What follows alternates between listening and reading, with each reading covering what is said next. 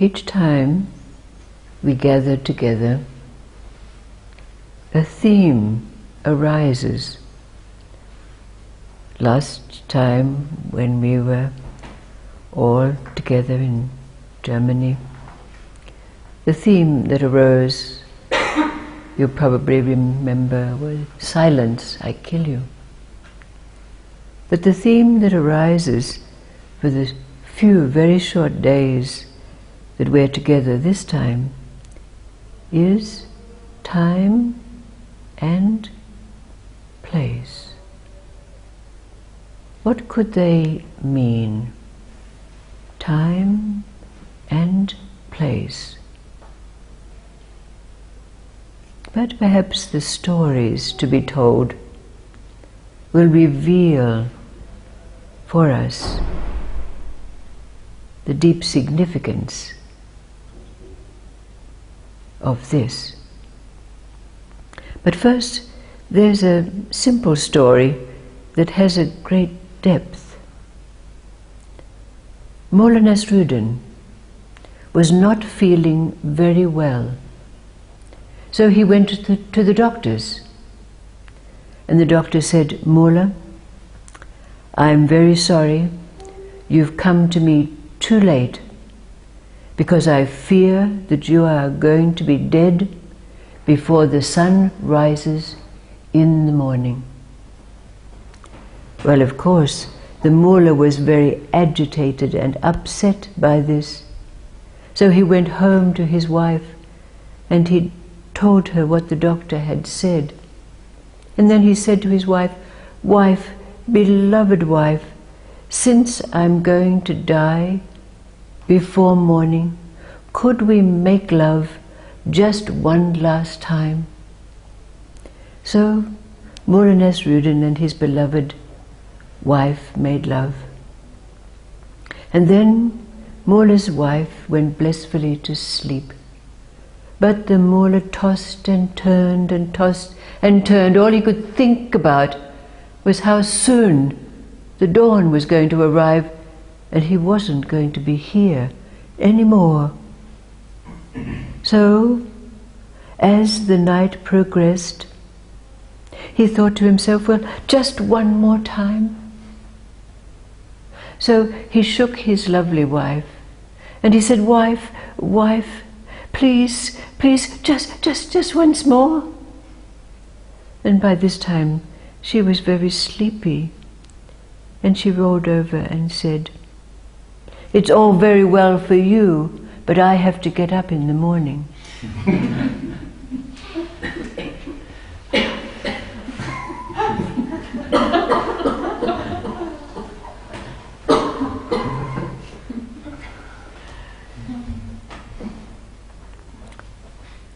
Then there's the story of a young man who was a seeker after enlightenment, and he travelled near and far and wide to find a teacher.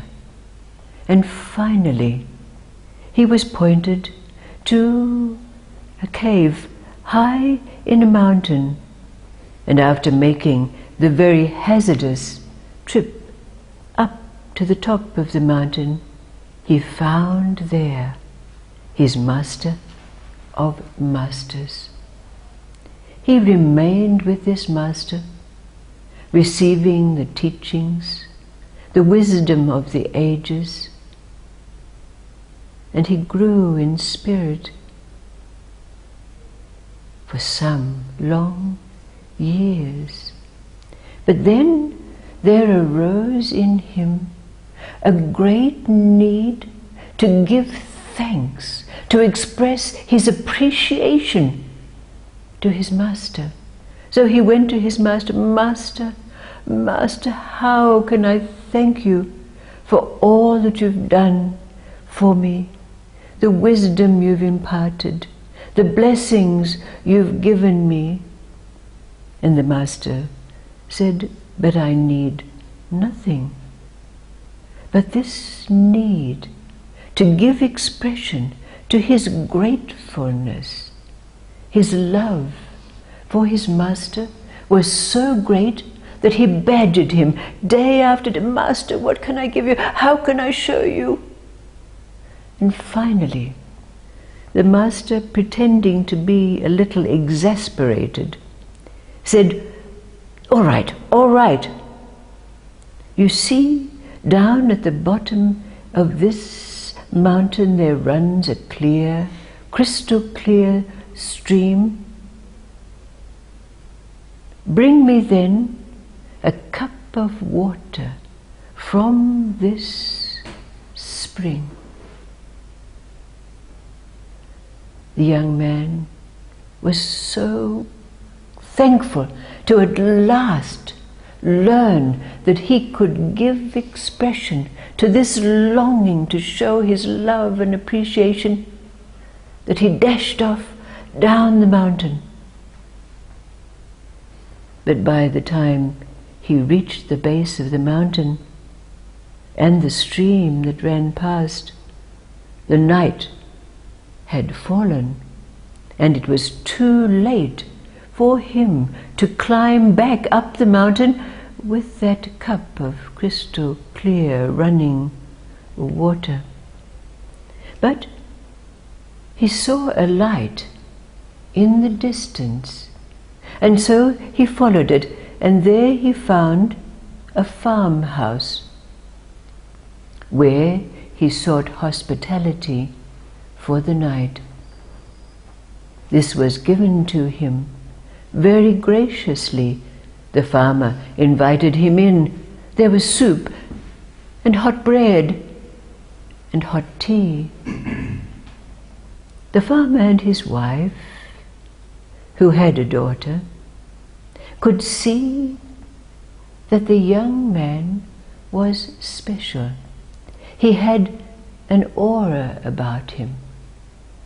And so, after they'd given him their hospitality for the evening, in the morning they begged him, please, please don't go, please stay with us a day or two to share your blessings with us. So the young man decided that he would remain just one day. But after that day passed, and another evening was spent enjoying the hospitality of the farmer and his wife, they again begged him, please, please stay longer, please stay with us. And so he did. And the days passed. And the daughter of the farmer and his wife fell in love with the young man. And he also was taken with her. And so the days, weeks and months passed, and the young man and the daughter married. They had children, and so the years passed. The young man went out into the fields to grow the corn and food to feed his family. And he led a blessed life, happy with the farmer, now his father-in-law, his mother-in-law, his wife, and his children.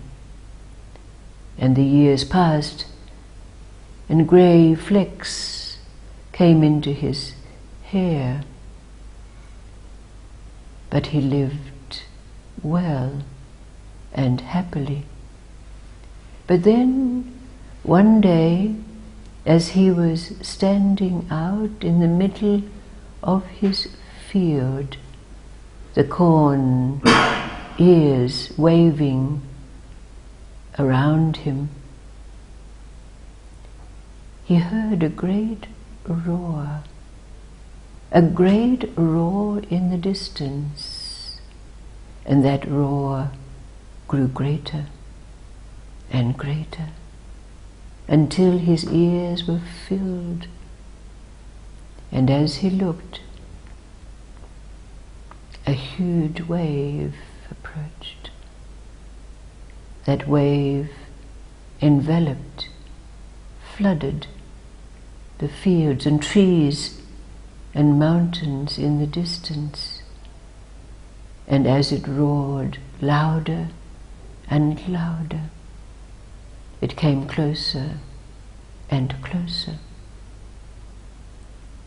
And then, just as the great wave was enveloping his field and approaching his house, he heard a voice, louder, clearer than the roaring sound of that great wave.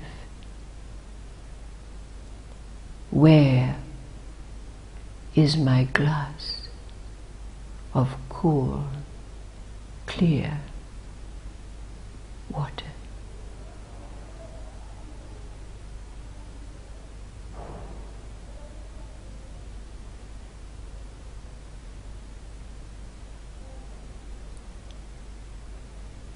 What could this story mean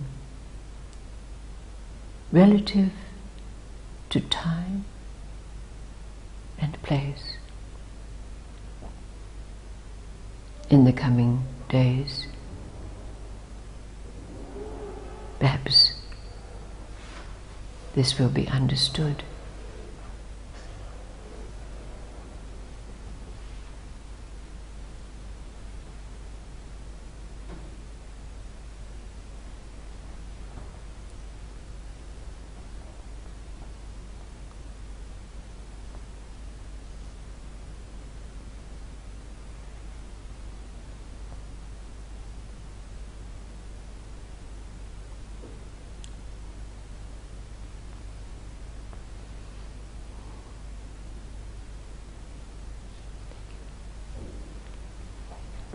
Perhaps you'd like to translate this.